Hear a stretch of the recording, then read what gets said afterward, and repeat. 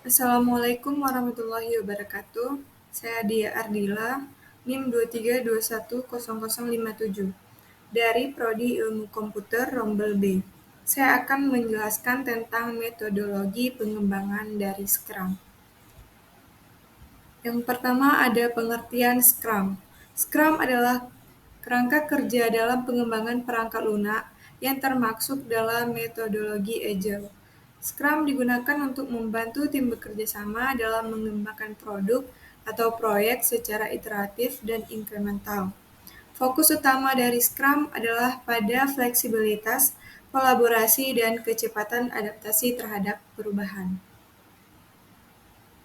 Selanjutnya, yaitu sejarah dari Scrum. Berikut adalah perjalanan sejarah Scrum. Awal mula kemunculan Scrum yaitu gagasan dan inspirasi di tahun 1980-an hingga 1990-an. Di artikel Hirotaka Takeuchi dan Ikojiru Nonaka di tahun 1986. Pada tahun 1995, Ken Schwaber dan Jeff Sutherland memperkenalkan Scrum sebagai kerangka kerja yang lebih konkret untuk menerapkan prinsip-prinsip Agile. Mereka menyusun praktik-praktik yang memfokuskan pada iterasi umpan balik dan kolaborasi tim. Dan yang kedua ada formalitas dari Scrum. Pada konferensi Object-Oriented Programming System Language and Application di tahun 1995.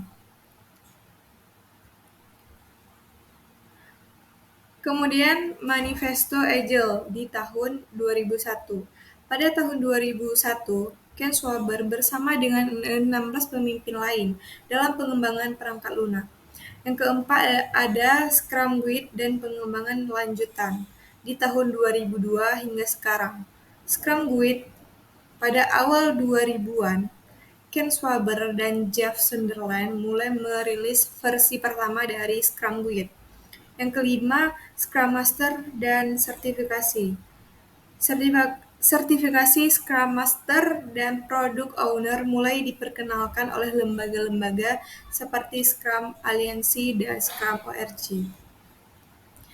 Dan yang keenam ada versi terbaru dari Scrum Guide. Di tahun 2020, versi terbaru dari Scrum Guide dirilis pada November 2020. Panduan ini menyederhanakan beberapa konsep, menekankan nilai-nilai tim yang lebih kuat, dan membuka peluang untuk penerapan Scrum di lingkungan yang lebih luas di luar pengembangan perangkat lunak. Selanjutnya ada kelebihan dari Scrum.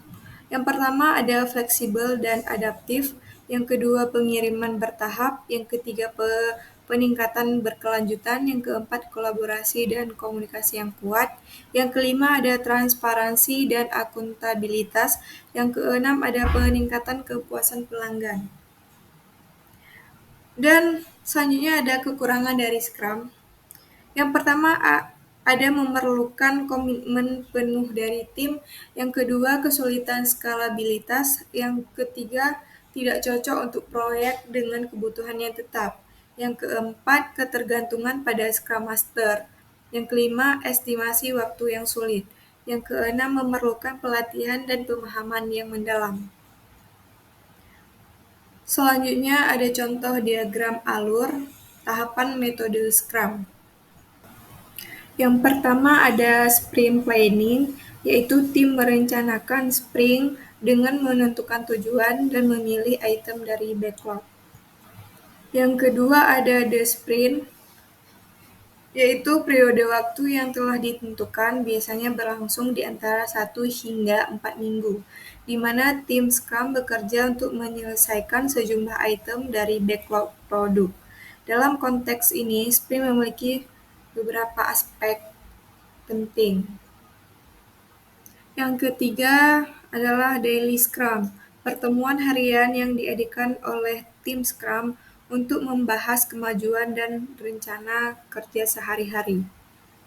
Yang keempat adalah Sprint Review, yaitu pertemuan yang diadakan di akhir setiap sprint dalam metodologi Scrum. Tujuan dari sprint review adalah untuk menilai hasil kerja tim selama sprint dan mendapatkan umpan balik dari pemangku kepentingan. Selanjutnya ada contoh perangkat lunak yang menggunakan metode dari Scrum. Yang pertama ada Jira, yang kedua ada Trello, yang keempat ada Azure DevOps, yang keempat ada Monday Calm, yang kelima ada Scrum YC. Sekian dari saya, lebih dan kurang saya mohon maaf. Assalamualaikum warahmatullahi wabarakatuh.